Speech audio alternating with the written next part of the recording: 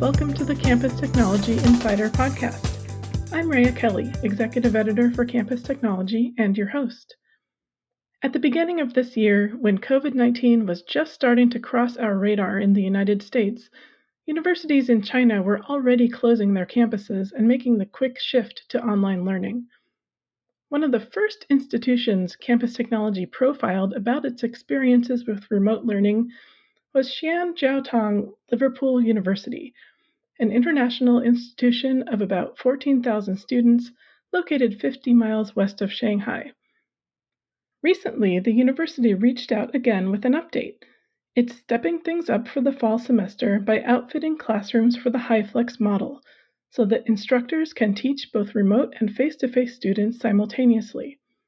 For this episode of the podcast, I talked to Roland Sherwood, manager of the Educational Technologies team, to find out more. I must say that recording an interview between China and my home office in California was a bit of an adventure.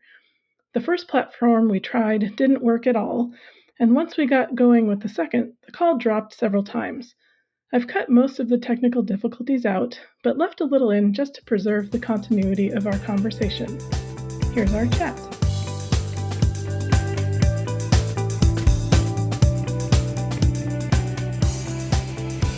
Hi, Roland, and welcome to the podcast. Thank you very much for having me. So first off, can you tell me where your university is now in terms of reopening?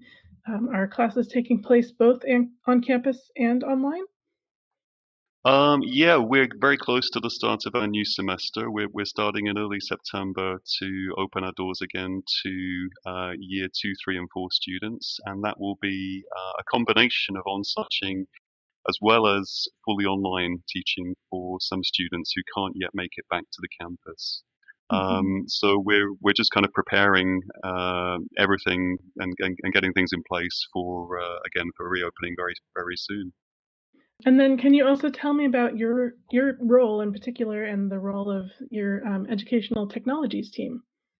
Sure. I'm the manager for educational technologies at Xi'an Jiaotong-Liverpool University, and I manage a team of about 10 people who do various things with technology and with resources within the university related to educational technology. Our main area of expertise is developing and maintaining and supporting the technologies that are available to our staff. And that's everything from developing the systems themselves through to offering, again, training and workshops and day-to-day support requests for staff to help them use the technology effectively in their practice. So we sort of wear a range of caps in our day-to-day lives, but that sort of encompasses the main areas of our work. So as you're preparing your classrooms, what does that setup look like, and what kinds of technologies are you using? We've had a very interesting last few 6 months, as I'm sure a lot of people around the world have in similar contexts. So the last semester, of course, I think, as was the case for many people, was a fully online semester for our institution. In fact, we were one of the sort of first institutions that was affected by COVID. Being based in China, we had to act very rapidly all the way back in late January to start preparing and sort of planning things for the second semester of the last academic year, which again was a fully online-based semester. So we've done a lot of different things over the last semester to upskill teachers, to put things in place that were needed to support fully online delivery of education within the institution. But yes, in coming to this next semester and the start of this new academic year, we've faced a whole new range of complexities and challenges because our staff are slowly starting to come back to the campus. Our students are, for the most part, able to travel back to the campus, at least our mainland China-based students. But we still have a lot of people in various places around the world, staff and students again, who will not be able to return to be with us in September when we open our doors again. So over the last 2 months, really, we've done a lot of thinking and preparation and planning work for how to deal with this scenario.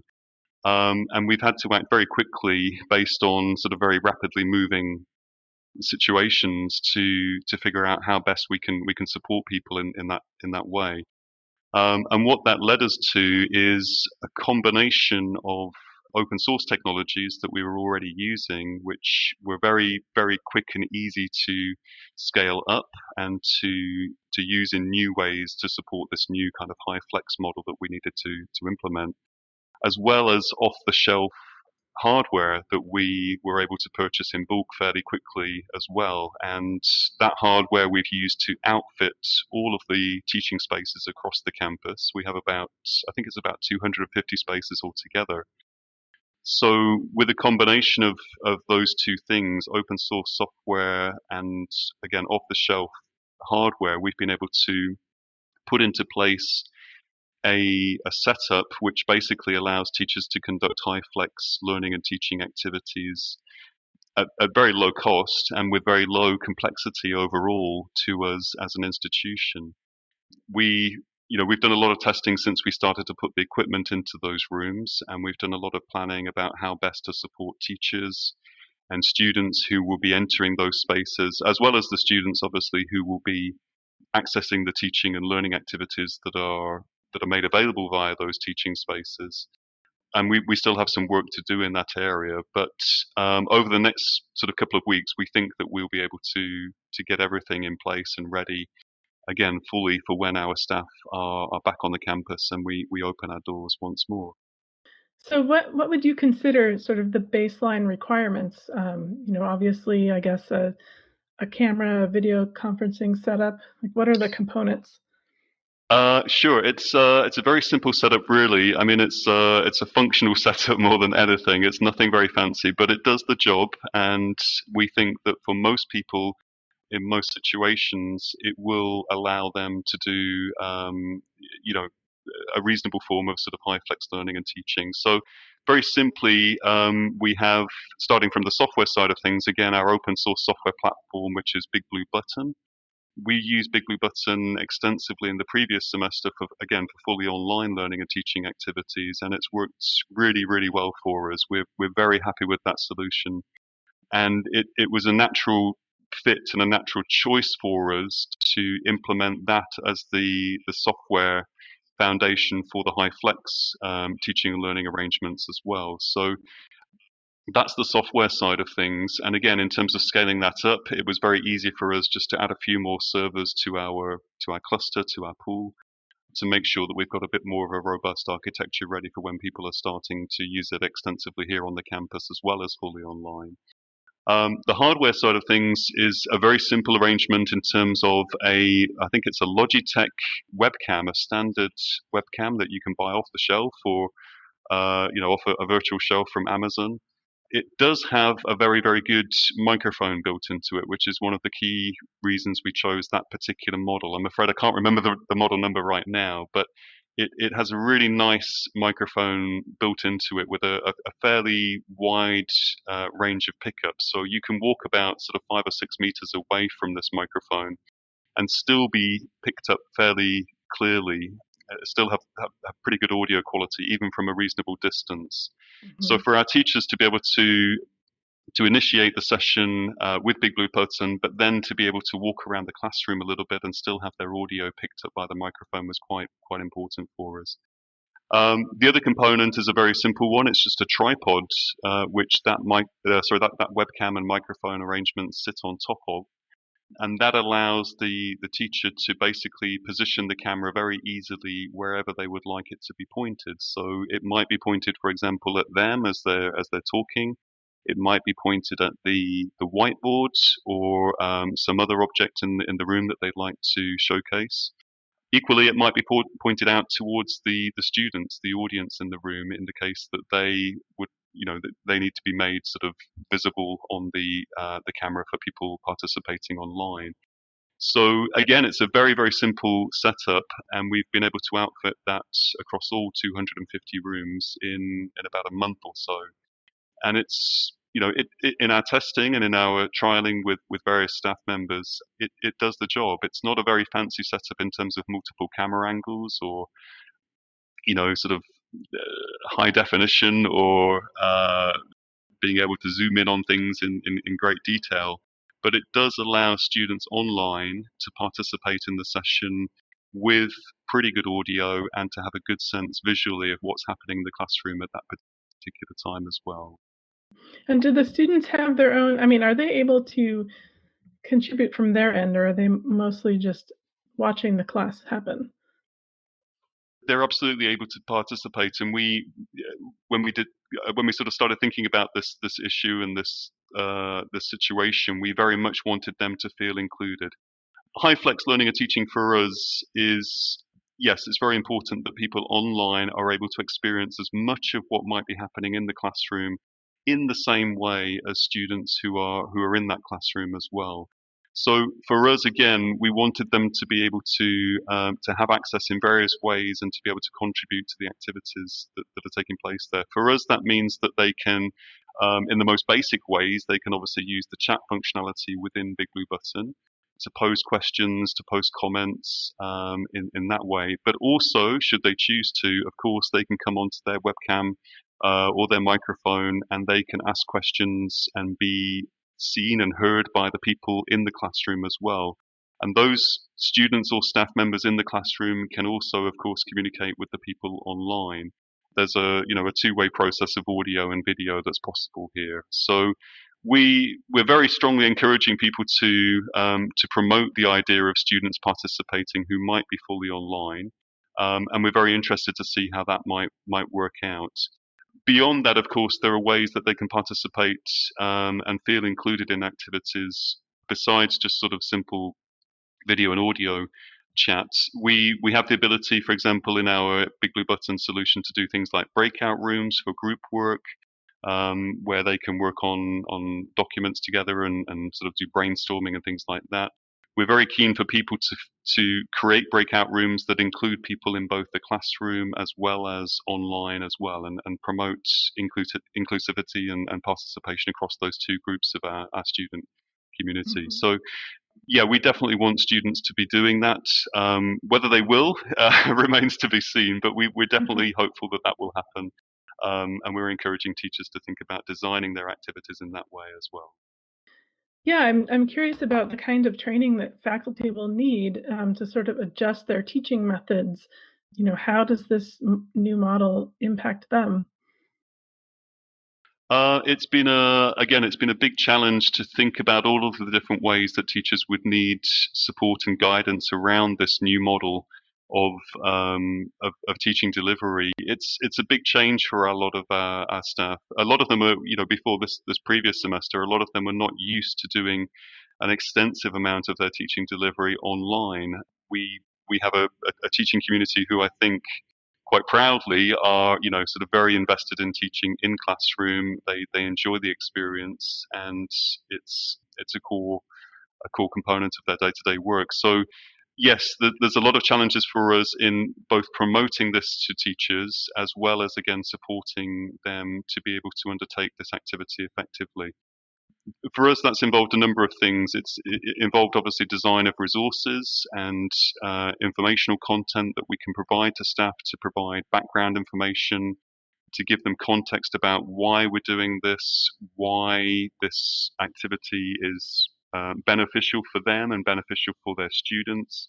And then, of course, there's the practical aspects of how do we make sure that teachers can walk into one of those classrooms and feel comfortable and familiar with the equipment that is present there, and of course making use of it in a reasonably sort of high pressure teaching and learning situation.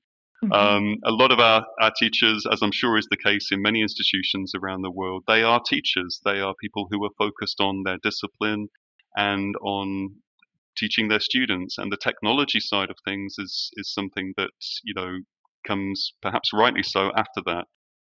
So we really need to try and sort of make it as easy as possible for them to adapt to and adopt these new technologies into their practice. We've created a number of different resources to support them with that. We have video walkthrough guides that we literally sort of take them through every step that they might need to do when they walk into the classroom and turn things on. Right from that point up to starting the Big Blue Button session and getting students into there. All right, hello? Okay, hopefully this is third time lucky. Oh, this is fun. Okay, so you were just talking about the video guides that you're creating to help faculty. Okay, yes. I was just getting going as well, so let me try and pick up where I left off. Yeah, we created a number of resources for staff to support them with that process. So one of those, again, was the video, which basically walks teachers through every step of turning the equipment on, clicking on the various options that they need to share their microphone, screen sharing, and then getting students into that session as well. So we have those kinds of resources available for staff. And then besides that, of course, when our doors open in September and when this actually all sort of kicks off, my team, along with some other people within the university, will be responsible for providing, sort of timely, on-the-spot support, I suppose, for requests from teachers who might need a little bit of additional support or who encounter any kind of issues. So, we're pretty sure there's going to be some surprises in there, but hopefully we've got most things covered and or will have most things covered by that time. And do you think students will need training as well in kind of learning how to learn this way? We're hopeful that the student side of things will be less of an issue because our students, certainly our year two, three, and four students, they will all have had experience at this point of using Big Blue Button. So whether they are in the classroom where there's obviously less of a need for them to use Big Blue Button, although we do anticipate that some students might want to because they might want to engage with their peers in the chat room or again working in breakout rooms and things like that. We don't really sort of anticipate that being a huge necessity for most of those students. And again, the students online who are not able to be in the classroom, they should, in theory, have again experience of using Big Blue Button previously from last semester as well. So we're hopeful that they sort of can build on the existing knowledge and experience that they have. For our new students, we have a whole new year one intake, of course, in September. Yes, they are going to need a lot of support in this way. Unfortunately, we will have a number of year one students who won't be with us on the campus for the foreseeable future because they are in areas that are still under sort of travel restrictions. So those students, we are again targeting in very similar ways with support videos, other forms of resources and content that will again just sort of walk them through the steps involved and explain to them the rationale and the benefits that come with this approach to learning and teaching in that way. And then, of course, again in September, we will open up our sort of help desks to student queries and do our best to support them in that way as well. So, could you offer some tips for people getting started with the HyFlex model? Like, are there key factors that you think are especially important to get right? Sure. For us, I think it's been planning uh, as much as possible, as fast as you can. Obviously, there are constraints and restrictions that everyone's facing at the moment. But I think planning around what is actually possible and feasible within the time that you might have available is a very, very important thing. That involved, in our case, talking to as many stakeholders as we possibly could. That would be, for example, teaching staff, of course, students, heads of department, and other people involved in various levels of management across the university. Making sure that they are all aware of again, what's feasible, what's possible, and also taking into account the expectations that they might have for their own staff and, of course, for their own students' learning and teaching experiences as well. And based on those discussions, again, we then undertook a lot of planning to think about the best ways we could implement this in the time that we have available. So I would say that that's, for us, has definitely been one of the most important factors. Again, another important factor which relates to planning is just simply procurement of equipment as well. If that's needed, if you are outfitting rooms with new equipment under current circumstances, it can be certain items of hardware can actually be quite hard to source. We were very lucky in our case that we identified the particular model of camera webcam that we wanted and we were able to source that in bulk.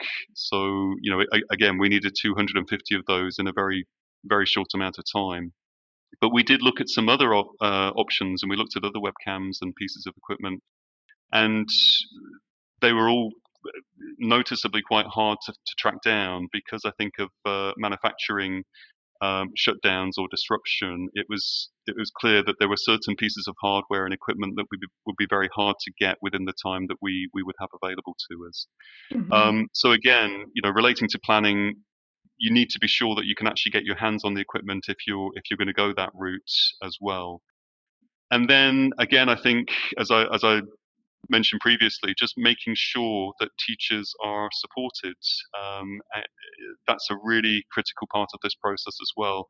And implementing support systems and ways for teachers to feel that they can become familiar and conversant with the technologies involved is possibly the most critical aspect of this. You can have all of the equipment and you can have everything in place, but if teachers walk into the room on day one in September and don't know what to do or don't feel comfortable using that equipment, then there's obviously going to be the potential for some major problems. So that, again, I think is a really critical and core part of this process if you are thinking about this as well.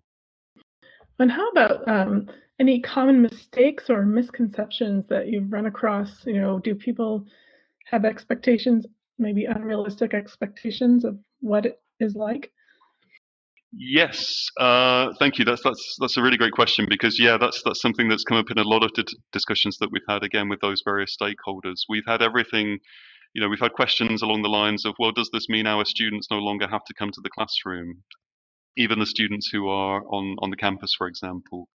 We've had sort of questions and concerns raised from staff about those sorts of issues. We've had questions relating to can I go out and walk around the back of my classroom and they can still hear every word, or can every student in the room be heard and every discussion that they have in the classroom be heard? And of course, the answer to those questions is unfortunately no. There are constraints and there are challenges associated with this technological arrangement that we've implemented. So yeah, there's been a lot of questions and queries that have come up from a pedagogical point of view as well. We've had questions from various stakeholders sort of questioning whether students online can again benefit in the same ways or whether they will be sort of what's the word I guess sort of have a less equal or equitable educational experience than the teachers who might the students who might be in the classroom. So we've had to think about those questions and sort of approach how we address those as well. Lots and lots of different queries and questions from again a range of stakeholders in the institution. We know that this is a new experience for everybody involved, and we know that it's not necessarily something that people are used to. And we know, of course, that it in some ways will be very different and possibly deficient in some ways compared to a face to face classroom based teaching experience. But we are hopeful that over time, over the course of the sort of next few weeks, as teachers begin to use the system, as they become more familiar with what they can do in the classroom spaces with the hardware that's available to them, that it will become an easier and more natural part of their teaching and learning process. And I say that as well because it's very important for us as an institution, I think, moving forward, that we incorporate HyFlex teaching and learning arrangements into our institutional practices because even beyond the COVID-19 situation, I think it's a model of learning and teaching which I think is ultimately very beneficial for students who are, of course, our key stakeholders and who we should be thinking about primarily. Increasing access to learning and teaching activity is I think really critical for us as an institution.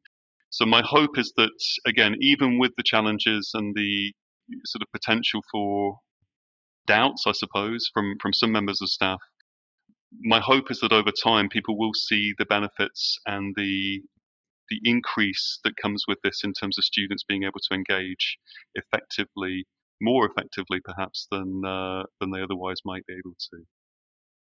Yeah, so there are advantages that might carry over, once you return to mostly face to face. Yes, very much so. And another part of that for us is that we have a third campus opening in the next couple of years, which is away from our current campus, quite significantly. It's about an hour's car ride away. So we're very much sort of building this with an eye to the future as well, in terms of teachers and students across campuses being able to engage in learning and teaching activities collaboratively online together. And we think that what we're sort of building right now, in terms of at least a foundation, will allow us to do a lot more of that in the future in that situation as well. Okay, well, that seems like a good place to stop. Thank you so much for taking the time to come on. Thank you very much for having me. I've really appreciated it.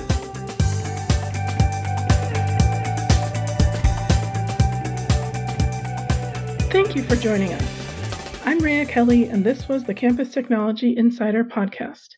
You can find us on Apple Podcasts, Google Podcasts, Amazon Music, Spotify, and Stitcher, or visit us online at campustechnology.com/podcast. Let us know what you think of this episode and what you'd like to hear in the future. Until next time.